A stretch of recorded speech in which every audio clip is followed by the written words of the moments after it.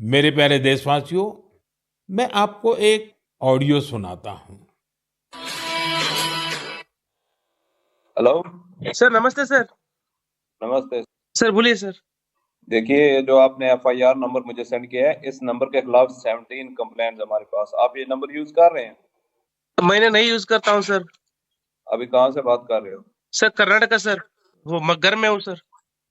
Okay, इसके लिए आप अपनी स्टेट में रिकॉर्ड करवाइए ताकि ये नंबर ब्लॉक कर दिया जाए, फ्यूचर में आपको कोई प्रॉब्लम ना हो। Okay, yes sir.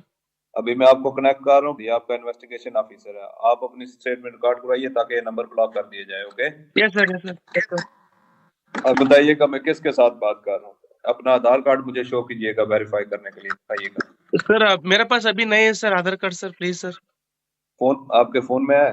नहीं सर। फोन में आधार कार्ड की पिक्चर नहीं है आपके पास? नहीं है सर। नंबर याद है आपको? सर नहीं है सर, नंबर भी याद नहीं है सर। हमने सिर्फ वेरीफाई करना है। ओके, वेरीफाई करने के लिए नहीं सर। आप डरिए ना, डरिए ना। अगर आपने कुछ नहीं किया तो आप डरिए ना। हाँ सर, हाँ सर। अगर आपके पास आधार कार्ड है तो मुझे दिखा दीजिए वेरीफाई करने के नहीं लिए। सर, नहीं सर, मैं गांव को आया था सर, घर में है sir. Okay, coming.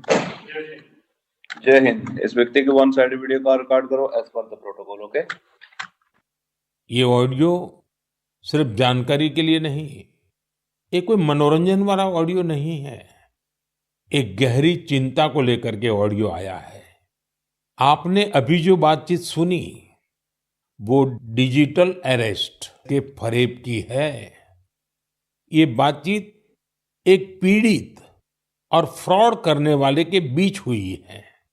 Digital arrest के फ्रॉड में फोन करने वाले कभी पुलिस, कभी सीबीआई, कभी नारकोटिक्स, कभी आरबीआई, ऐसे भांति भांति के लेबल लगाकर बनावटी अधिकारी बनकर बात करते हैं और बड़े कॉन्फिडेंस के साथ करते हैं। मुझे मन की बात के बहुत से श्रोताओं ने कहा कि इसकी चर्चा जरूर करनी चाहिए। आइए मैं आपको बताता हूं, ये फ्रॉड करने वाली गैंग काम कैसे करती है, ये खतरनाक खेल क्या है।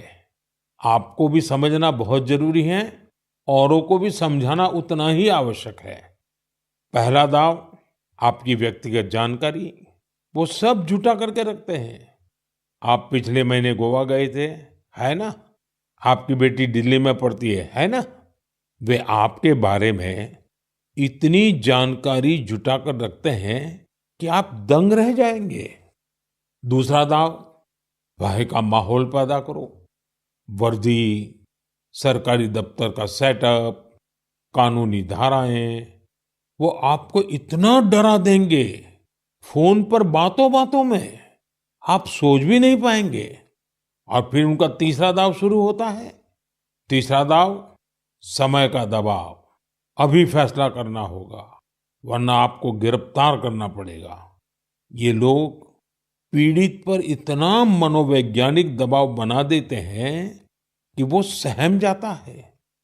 डिजिटल अरेस्ट के शिकार होने वालों में हर वर्ग, हर उम्र के लोग हैं।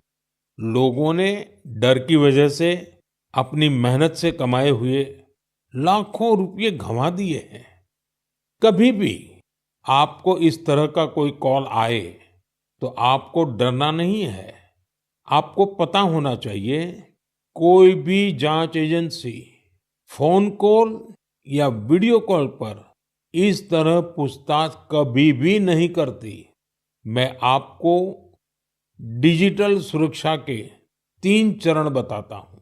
ये 3 चरण है: रुको, सोचो, एक्शन लो। कॉल आते ही रुको, घबराए नहीं, शांत रहे, जल्दबाजी में कोई कदम न उठाएं, किसी को अपनी व्यक्तिगत जानकारी न दें। संभव हो तो स्क्रीनशॉट लें और रिकॉर्डिंग जरूर करें। इसके बाद आता है दूसरा चरण। पहला चरण था रुको, दूसरा चरण है सोचो।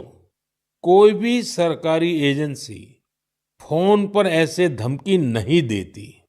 न ही वीडियो कॉल पर पूछताछ करती है, न ही ऐसे पैसा की मांग करती है। अगर डर लगे तो समझिए कुछ गड़बड़ है। और पहला चरण, दूसरा चरण और अब मैं कहता हूं तीसरा चरण। पहले चरण में मैंने कहा रुको, दूसरे चरण में मैंने कहा सोचो, और तीसरा चरण कहता हूं एक्शन लो। राष्ट्रीय साइबर हेल्पलाइन 1930 डायल करें, cybercrime.gov.in पर रिपोर्ट करें, परिवार और पुलिस को सूचित करें, सबूत सुरक्षित रखें। रुको, बाद में सोचो और फिर एक्शन लो। ये 3 चरण आपकी डिजिटल सुरक्षा का रक्षक बनेंगे। साथियों, मैं फिर कहूंगा, डिजिटल अरेस्ट जैसी कोई व्यवस्था कानून में नहीं है। ये सिर्फ फ्रॉड है, फरेब है, झूठ है, बदमाशों का गिरोह है। और जो लोग ऐसा कर रहे हैं वो समाज के दुश्मन है। डिजिटल अरेस्ट के नाम पर जो फरेब चल रहा है उससे निपटने के लिए तमाम जांच एजेंसियां राज्य सरकारों के साथ मिलकर काम कर रही है। इन एजेंसियों में तालमेल बनाने के लिए नेशनल साइबर कोऑर्डिनेशन सेंटर की स्थापना की गई है। एजेंसियों की तरफ से ऐसे फ्रॉड करने वाली हजारों वीडियो कॉलिंग आईडी को ब्लॉक किया गया है। लाखों सिम कार्ड, मोबाइल फोन और बैंक अकाउंट्स को भी ब्लॉक किया गया है। एजेंसियां अपना काम कर रही है, लेकिन डिजिटल अरेस्ट के नाम पर हो रहे स्कैम से बचने के लिए बहुत जरूरी है हर किसी की जागरूकता, हर नागरिक की जागरूकता। जो लोग भी इस तरह के साइबर फ्रॉड का शिकार होते हैं, उन्हें ज्यादा से ज्यादा लोगों को इसके बारे में बताना चाहिए। आप जागरूकता के लिए हैशटैग सेफ डिजिटल इंडिया का प्रयोग कर सकते हैं। मैं स्कूलों और कॉलेजों को भी कहूंगा कि साइबर स्कैम के खिलाफ मुहिम में छात्रों को भी जोड़ें। समाज में सबके प्रयासों से ही हम इस चुनौती का मुकाबला कर सकते हैं।